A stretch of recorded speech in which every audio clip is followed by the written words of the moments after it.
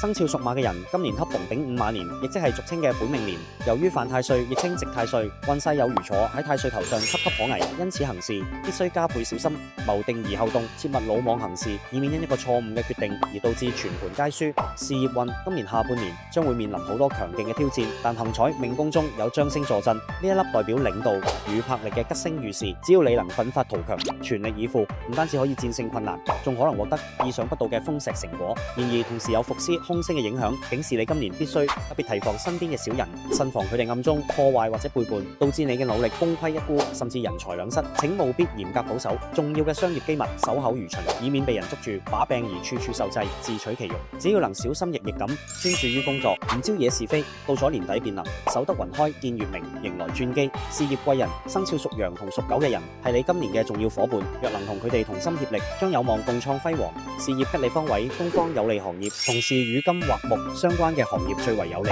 財